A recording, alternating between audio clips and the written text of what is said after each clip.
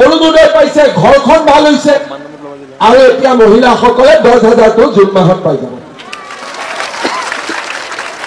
আৰু 10,000ৰ পিছত 25 পাব, 25ৰ পিছত 50 পাব। 10 পোৱাৰ পিছত 10,000 টকাটো আমি ভাল কৰি খৰচ কৰিলে চৰকাৰে আমাক 25,000 টকা দিব। কিন্তু 10,000 পাবৰ কাৰণে ঘৰত 3টাতকৈ বেছি বাচ্চা থাকিব নালাগে।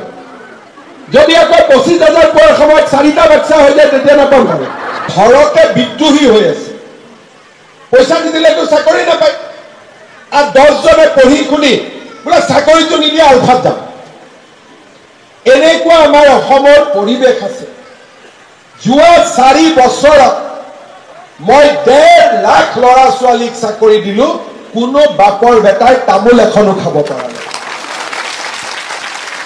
মাত্ৰ 4 বছৰৰ ভিতৰতে যিখন অসমত দুৰ্নীতি নহলে একো কাম নহৈছিল, আজি লাহে লাহে সমাজখনৰ জীৱনলৈ পৰিৱৰ্তন আহিছে। মানুহৰ সমস্যাবিলাক সমাধান হৈছে। এতিয়া অসমত উদ্যোগ আহিব। 7,000 8,000 টকাৰ কাৰণে আমাৰ ল'ৰা ছোৱালী কৰ্ণাটকত যায়, তামিলনাডুত যায়, বোলে কি কৰ সিকিউৰিটি গাৰ্ড, কিমান টকা দৰমহা? 8,000। বেমাৰ হলেও চিকিৎসা কৰিব নোৱাৰে, ঘৰলৈকেও টকা পঠাব নোৱাৰে।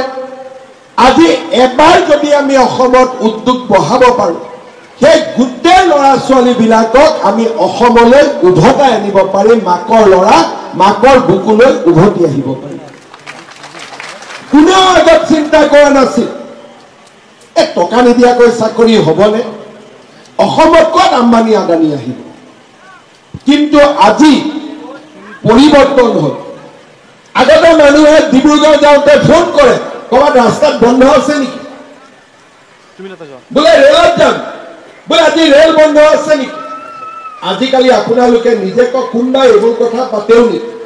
মই যদি এইখিনি কথা নকলেহেঁতেন আপোনালোকৰ মনতেই নপৰিলে। কিয়? আমাৰ জীৱনলৈ ভাবিব নোৱাৰা পৰিৱৰ্তন আহিছে। অসমৰ উন্নতি হৈছে। এতিয়া ল'ৰা ছোৱালীয়ে মোক গলে সোধে পুলিচৰ চাকৰি কেতিয়া ওলাব, কামাণ্ডো কেতিয়া ওলাব, ফৰেষ্ট কেতিয়া ওলাব। তাৰমানে আজি আমাৰ যুৱ প্ৰজন্মৰ মাজত আলফাত যোৱাৰ কাৰণে চিন্তা কৰা নাই, পুলিচ বেটেলিয়নত যাবৰ কাৰণে চিন্তা কৰি আছে। মানুহৰ জীৱনলৈ এই ভাবিব নোৱাৰা পৰিৱৰ্তন 4 বছৰৰ ভিতৰত সম্ভৱ হ'ল। আজি আমাৰ ল'ৰা ছোৱালীয়ে ব্যৱসায় কৰিছে, আগবাঢ়ি যাবৰ কাৰণে চেষ্টা কৰিছে। অসমত উদ্যোগীকৰণৰ প্ৰক্ৰিয়া আৰম্ভ হৈছে। চৰকাৰী চাকৰিত নিযুক্তি আৰম্ভ হৈছে। অফিচ কাছাৰীটো আগতকৈ বেয়া কাম কাজবোৰ কমিছে, যদিও পুৰা শেষ হৈ যোৱা নাই। 300 চৰকাৰী কৰ্মচাৰী মানুহৰ পৰা টকা লোৱাৰ কাৰণে জেলত ভৰোৱা হৈছে। আজি মানুহৰ মনত ভয় হৈছে। আগতে নগদ টকাৰ ঘোষ লৈছিল, এতিয়া জিপে দি ঘোষ লয়। যেনে চৰকাৰে গম নাপায়, কিন্তু জিপেটো ঘোষ ললে কেনেকে ধৰিব পাৰি তাকো আমি বুজি পাওঁ, তাৰো ব্যৱস্থা কৰিছো। অসমখনৰ পৰিৱৰ্তন প্ৰত্যেক দিনাই হৈছে। দুখীয়া আৰু নিম্ন মধ্যবিত্ত এই মানুহখিনি আমি কেনেকে সকাহ দিব পাৰো। 1250 টকা অৰুণোদয় হ'ল, বিনামূলীয়া চাউল হ'ল, বিনামূলীয়া চিকিৎসা হ'ল, বিনামূলীয়া কলেজত এডমিশন হ'ল। এতিয়া 1 অক্টোবৰৰ পৰা আমি ৰেচনৰ দোকানত দালি, নিমখ আৰু চেনিও কম দামত দিয়া আৰম্ভ কৰিম, যাতে আমাৰ ৰাইজৰ কষ্ট কমি যায়। বজাৰতকৈ চেনি 30 টকা কম দামত পাম। বজাৰত যদি দালি 90 টকা, ৰেচনৰ কাৰ্ডত আমি 60 টকাত পাম। চাউল হ'ল, দালি হ'ল, নিমখ হ'ল, চেনি হ'ল, আৰু কি বাকী থাকিলে? মিঠাতেল। আৰু এটা বস্তু বাকী থাকিলে এইটো হ'ল গেছৰ চিলিণ্ডাৰ। এটা গেছৰ চিলিণ্ডাৰত 950 টকা দিব লাগে, লগত এজেণ্টে আৰু 50 টকা ল'লে 1000-1500 টকা দিব লাগে। 1 অক্টোবৰৰ পৰা মই আপোনালোকক গেছ 650 টকা দিম, এইটো কথা মই আপোনালোকক জনাই দিম।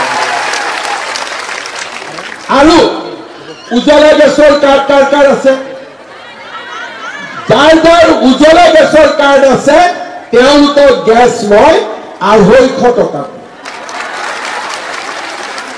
আজি নিম্ন মধ্যবিত্ত আৰু দুখীয়া পৰিয়াল কেনেকে সকাহ পাইছে বোলে, ঘৰত 1250 টকা অৰুণোদয় আহিছে, ল'ৰা 3টা কলেজত এডমিশ্যন দিব 30,000 টকা লাগে, তাৰ দায়িত্ব চৰকাৰে লৈছে।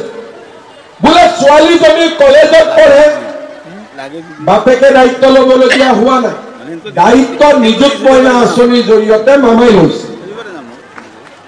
তাৰমানে বাপেকৰ কষ্ট কমিছে, চাউল কিনিব নালাগে, বাপেকৰ কষ্ট কমিছে, অৰুণোদয় পাইছে, ঘৰখন ভাল হৈছে, আৰু এতিয়া মহিলাসকলে 10,000টো জুন মাহত পাই যাব। আৰু 10,000ৰ পিছত 25 পাব, 25ৰ পিছত 50 পাব।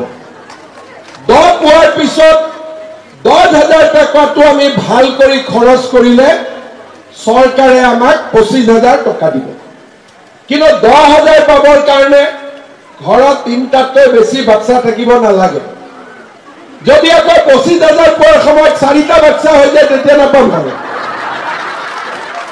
কালি মই কলিয়াবৰ সমষ্টিত আছিলো, তাতে মই এজনে ক'লে মোক, যদি এইটো নহয় বাল্য বিবাহ বন্ধ কৰাৰ বাবে প্ৰতিগৰাকী ছোৱালীয়ে যাতে কলেজত পঢ়িব পাৰে, সমাজত যিবিলাক কাম এজন মুখ্যমন্ত্ৰীয়ে কৰিব পাৰে বুলি কোনেও ভবা নাছিল। আজি কাজিৰঙাত কোনেও দৰ মাৰিব নোৱাৰে। কাজিৰঙাত আজি কোন যায় বোলে, নৰেন্দ্ৰ মোদী কাজিৰঙাত যায় 1 নিশা থাকে, বোলে ৰাষ্ট্ৰপতি কাজিৰঙাত যায় 1 নিশা থাকে, ভূটানৰ ৰজা যায় কাজিৰঙাত 1 নিশা থাকে। আজি আমি অসমৰ পৰিৱেশ যোৱা 4টা বছৰৰ ভিতৰত